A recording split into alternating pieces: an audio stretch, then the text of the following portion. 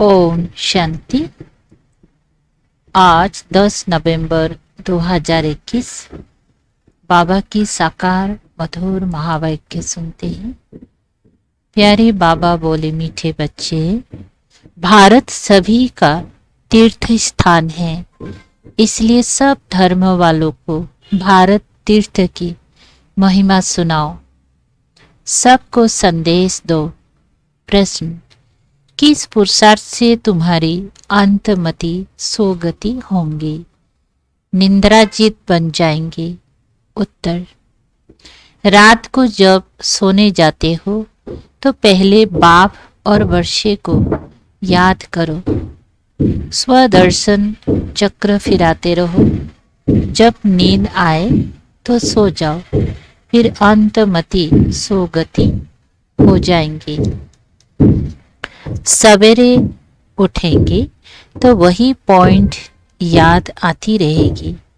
ऐसा अभ्यास करते तुम नींद को जीतने वाले बन जाएंगे। जो करेगा सो पाएगा। करने वालों की चलन प्रसिद्ध होती जाती है। जीत जो पिया के साथ है। ओम शांति। जो पिया के साथ है। अब दुनिया में बाप तो बहुत है, परंतु उन सब का बाप रचयिता एक ही है, वही ज्ञान का सागर है। ज्ञान से ही सद्गति होती है। सद्गति भी मनुष्यों की तब होती है जब सतयुग की स्थापना होनी हो। बाबा को ही कहा जाता है सद्गति दाता। जब जब संगम का समय हो तब तो ज्ञान सागर आकर सद्गति में ले जाएंगे। इस समय दुर्गति तो सबकी है, दुर्गति भी सबकी एक जैसी नहीं होती। सबसे प्राचीन भारत है। भारतवासियों के ही 84 जन्म गाए हुए हैं। जरूर जो पहले मनुष्य होंगी वही 84 जन्मों के लायक होंगे। देवताओं के 84 जन्म तो ब्राह्मणों के भी 84 जन्म। मुख्यों को ही उठाया जाता है। बाप ब्रह्मा द्वारा नई सृष्टि रचने के लिए पहले सूक्ष्म लोक रचते हैं, फिर नई सृष्टि की स्थापना होती है। त्रिलोकीनाथ एक बाप है, बाकी उनके बच्चे भी अपने को त्रिलोकी के नाथ कह सकते हैं। यहाँ तो बहुत मनुष्यों ने नाम भी रखवा दिए हैं त्रिलोकीनाथ। डबल देवताओं के भी नाम रखवाए हैं, गौरी शंकर, राधे श्याम और राधे कृष्ण। अलग अलग राजाई के थे। जो अच्छे बच्चे हैं उनकी बुद्धि में बहुत अच्छी पॉइंट्स की धारणा रहती है। जो होशियार डॉक्टर होगा उनकी बुद्धि में बहुत दवाइयाँ होंगी। यहाँ भी रोज नई पॉइंट्स निकलती जाती हैं। जिनकी अच्छी प्रैक्टिस होंगी वह नए पॉइंट्स धारण करते होंगे। जो धारणा नहीं करते हैं उनको महारथी नहीं कहा जाएगा। सारा मदार बुद्धि पर है और तकदीर की भी बात है। यह भी ड्रामा है। ड्रामा को कोई जानते नहीं। यह भी समझते हैं हम आत्मा शरीर धारण कर पाठ बजाती है, परंतु ड्रामा के आदि मध्य अंत को नहीं जानते। गया कुछ नहीं जानते। तुमको तो जानना चाहिए। बच्चों का तो फर्ज है औरों को बाप का परिचय देना, सारी दुनिया को बताना है। कोई ऐसा ना कहे कि हमको तो मालूम ही नहीं था। फॉरेन से भी बहुत आने वाले हैं, उन सब का प्रबंध करेंगे बॉम्बे में। वो लोग तो समर्थ भी हैं, पैसे तो उन्हों के पास बहुत है। शिव को अपना बड़ा गुरु तो मानेंगे ना, इसीलिए समझाया जाता है। इन धर्म पिताओं का भी कुछ पाठ है। बच्चों ने शुरू में साक्षात्कार किया था, यह क्राइस्ट, इब्राहिम आदि सब आएंगे मिलने, तो उनकी फील्ड बनानी चाहिए। सब टूरिस्ट आदि बॉम्बे में आते रहते हैं। भारत सबको बहुत खींचता है। असल भारत का बाट प्लेस है न, असल भारत बाप का बाट प्लेस है। फिर सब में भगवान कहने से बेहद के बाप का महत्व गुम कर दिया है। अब तुम समझाते हो कि भारत सबसे बड़ा तीर्थ स्थान है, बाकी सब पैगंबर आते हैं अपना धर्म स्थापन करने, उनके पिछाड़ी फिर उनके धर्म वाले भी आते हैं। अब है अंत। कोशिश करते हैं हम वापिस जाएं, परंतु पूछो उनसे, तुमको यहाँ लाया किसने? क्राइस्ट ने क्रिश्चियन धर्म स्थापन किया, क्या उसने तुमको खींचकर यहाँ लाया? अभी तंग हो गए हैं वापिस जाने के लिए। सब आते ही हैं पाठ बजाने, पाठ बजाते बजाते आखिरी दुख में आना ही है, फिर दुख से छुड़ाए सुख में ले जाना है। बाप का ही काम है। बाप का बाट प्लेस भारत है। इतना महत्व तुम बच्चे ही जानते हो। जो जानते हैं उन्हों को नशा चढ़ा हुआ है। कल्प कल्प भारत में बाबा आते हैं, ये सब को बताना है, निमंत्रण देना है। रचना की नॉलेज को कोई भी जानते नहीं, तो ऐसा सर्विसेबल बनकर अपना नाम वाला करना चाहिए। यह मेला सब तरफ जाएगा। तो जो तीखे बच्चे हैं उनकी मदद मांगते रहते हैं, उन्हों के नाम जपते रहते हैं। एक तो शिव बाबा को जपते हैं, दूसरा ब्रह्मा बाबा को, तीसरा फिर कुमार का गंगे मनोहर को जपेंगे। भक्ति मार्ग में हाथ में माला फेरते हैं, अब मुख से नाम जपते हैं। फलाने बहुत सर्विसेबल है, निरहंकारी है, मीठी है, देह अभिमान नहीं है।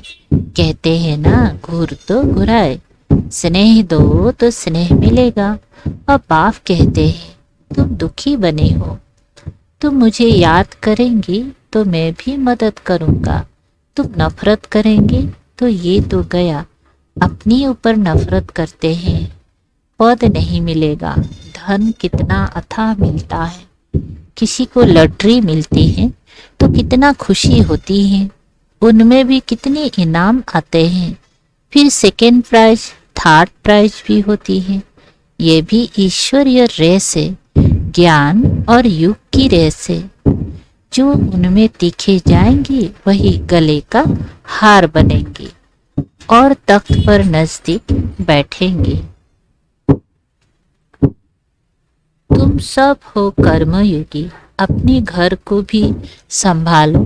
क्लास में 1 घंटा पढ़ना है, फिर घर में जाकर रिवाइज करना है। स्कूल में भी ऐसे करते हैं ना, पढ़कर फिर घर में जाकर रिवाइज करते हैं। बाप कहते हैं 1 घड़ी, आधी घड़ी, दिन में 8 घड़ी होती है। उनमें भी बाप कहते हैं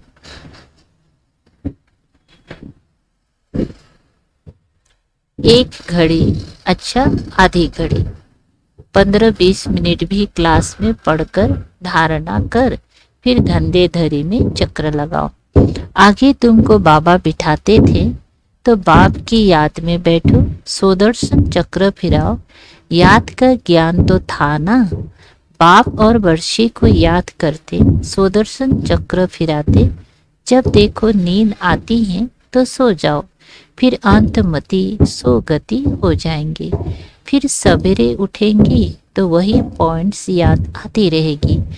ऐसे अभ्यास करते करते तुम नींद को जीतने वाले बन जाएंगे। जो करेगा सो पाएगा। करने वाले का देखने में आता है, चलन प्रसिद्ध होती है, देखा जाता है। ये विचार सागर मंथन करते हैं, धारणा करते हैं, कोई लोभ आदि तो नहीं है। ये शरीर पुराना है, इनका भी बहुत ख्याल नहीं करना है। ये ठीक भी तब रहेगा जब ज्ञान युग की पूरी धारणा होगी। धारणा नहीं होगी तो शरीर और सड़ता जाएगा, सड़ते सड़ते बिल्कुल ही कब्र दाखिल हो जाएगा। नया शरीर फिर भविष्य में मिलना है, आत्मा को पवित्र बनाना है। ये तो पुराना मूत पलिती शरीर है, इनको कितना भी पाउडर लगाओ तो भी बाट न पेनी है। अब तुम सब की सगाई शिव बाबा से है। जब शादी होती है तो उस दिन पुराने कपड़े पहनते हैं। अब इस शरीर का स्थूल श्रृंगार ज्यादा नहीं करना है। ज्ञान योग से अपने को सजाएंगे तो परिया बन जाएंगे। ये है ज्ञान मान सरोवर। इसमें ज्ञान की डुबकी मारते रहो तो तुम स्वर्ग की परिया बन जाएंगी। प्रजा को परी नहीं कहेंगी। कहते हैं कृष्ण ने भागाया फिर महारानी पटरानी बनाया, ऐसे तो नहीं कहेंगे। भागाकर प्रजा में चंडाल बनाया, भागाया पटरानी बनाने के लिए। तुमको भी ऐसा पुरुषार्थ करना चाहिए, ऐसे नहीं जो मिला। ये है पाठशाला, यहाँ मुख्य है पढ़ाई। गीता पाठशाला बहुत बनाते हैं, बैठकर गीता सुनाते हैं, कंठ कराते हैं। कोई एक श्लोक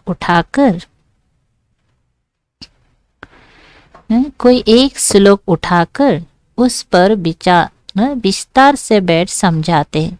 कोई ऐसी पढ़ते हैं, कोई एक श्लोक पर आधा पौना घंटा भाषण करते हैं। उनसे फायदा कुछ भी नहीं। यहाँ तो बाप बैठ पढ़ाते हैं, एम ऑब्जेक्ट क्लियर है। और कोई भी वेद शास्त्र पढ़ने में एम ऑब्जेक्ट नहीं है। पुरुषार्थ करते रहो, परंतु मिलेगा क्या? जब बहुत भक्ति करते हैं तब भगवान मिलता है। सो भी रात के बाद दिन जरूर होगा। कल्पों की आयु को क्या बताते हैं?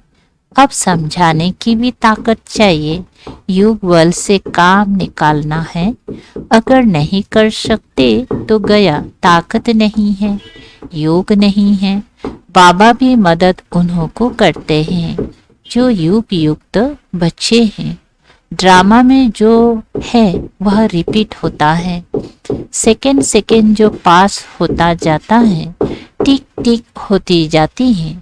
हम श्रीमत से एक्ट में आते हैं। श्रीमत पर नहीं चलेंगे तो श्रेष्ठ नहीं बनेंगे। नंबर बार तो है ना। ये लोग समझते हैं हम एक हो जाएं, पर अर्थ का पता ही नहीं है। तो एक क्या हो जाए? क्या एक फादर हो जाना चाहिए या एक ब्रदर्स हो जाना चाहिए? अगर ब्रदर्स कहते हो तो भी ठीक है। श्रीमत से बरोबर हम एक बन सकते हैं। तुम सब एक मत पर चलते हो। तुम्हारा बाप टीचर गुरु एक ही है। जो पूरा श्रीमत पर नहीं चलेंगे वो श्रेष्ठ नहीं बन सकेंगे। अगर एकदम नहीं चलेंगे तो खत्म हो जाएंगे। रेस में जो लायक होशियार होते हैं उनको ही रखते हैं। बड़ी रेस में अच्छे घोड़े निकालते हैं, क्योंकि लॉटरी भी बड़ी रखते हैं। यह भी ह्यूमन असरेस है। हुसैन का भी घोड़ा दिखाते हैं। हिंसा दो प्रकार की होती है। नंबर 1 है काम कटारी, जो आधा कल्प से अपना भी खून दूसरों का भी खून करते आए। इस हिंसा को कोई जानते ही नहीं। सन्यासी भी ऐसे नहीं समझते हैं, सिर्फ वो कह देते ये विकार है। बाप तो कहते हैं बच्चे ये काम महाशत्रु है। ये आदि मध्य अंत दुख देने वाला है। यह भी सिद्ध कर बताना है कि हमारा प्रवृत्ति मार्ग है, राजयोग है, तुम्हारा हठ योग है। तुम शंकराचार्य से हठ योग सीखते हो, हम शिवाचार्य से राजयोग सीखते हैं। आगे चलकर तुम्हारी प्रत्यक्षता होगी जरूर। कोई प्रश्न पूछते तो देवताओं के 84 जन्म 5000 बरस में हुए। कृष्ण के कितने हुए? क्राइस्ट को 2000 बरस हुए। अब हिसाब करो उनके एवरेज कितने जन्म हुए? 30, 32। ये तो क्लियर है। जो बहुत सुख देखते हैं वो बहुत दुख भी देखते हैं, और धर्मों वालों को कम सुख कम दुख मिलता है। एवरेज का हिसाब निकालना है। मुख्य जो प्रिसेप्टर हैं उनका जन्म निकालेंगे। पीछे जो आते हैं वो थोड़े थोड़े जन्म लेते हैं।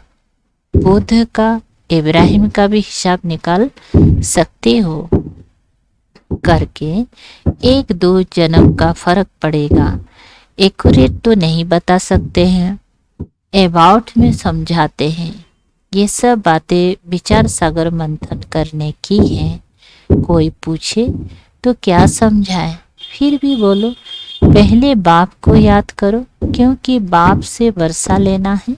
जन्म जितने लिए होंगे उतने ही लेंगे। बाप से वर्षा लो, अच्छी रीति समझाना है। मेहनत का काम है। बच्चे बम्बई में बहुत मेहनत कर रहे हैं क्योंकि उनको बहुत सक्सेसफुल होना है। इसमें बुद्धि चाहिए। बाबा के धन से बहुत लाभ चाहिए। कोई तो धन नहीं लेते। अरे ज्ञान रतन लो और धारण करो, तो कहते हम क्या करें, हम समझते नहीं समझते हो तो तुम्हारी भाभी। अच्छा, मीठे मीठे सिकलधे बच्चों प्रति माता पिता बाप दादा का याद प्यार और गुड मॉर्निंग। रूहानी बाप के रूहानी बच्चों को नमस्ते। हम रूहानी बच्चों के रूहानी बाप दादा को याद प्यार गुड मॉर्निंग और नमस्ते नमस्ते। शुक्रिया बाबा, थैंक यू। धारणा के लिए सार है। 1 नंबर, शरीर को ठीक रखने के लिए ज्ञान युग की धारणा करनी है। किसी भी चीज का लोभ नहीं रखना है। इस ज्ञान युग से सजना है, स्थूल श्रृंगार से नहीं। 2, 1 घड़ी आधी घड़ी पढ़ाई अवश्य पढ़नी है। ज्ञान और युग में रेस करनी है। वरदान, सर्व के दिलों के राज को जान, सर्व को राजी करने वाले सदा विजयी भव। विस्तार है। विजयी बनने के लिए हर एक के दिल के राज को जानना है। किसी के मुख द्वारा निकलने वाले आवाज से उसके दिल के राज को जान लो तो विजयी बन सकते हो। लेकिन दिल के राज को जानने के लिए अंतर्मुखता चाहिए। अच्छा, जितना अंतर्मुखी रहेंगी उतना हर एक के दिल के राज को जानकर उसे राजी कर सकेंगे। राजी करने वाले ही विजयी बनते हैं। स्लोगन, वैराग्य ऐसी योग्य धरनी है जिसमें जो भी फल डालेंगे वह फलीभूत अवश्य होगा। अच्छा, ओम शांति। शुक्रिया बाबा, थैंक यू बाबा।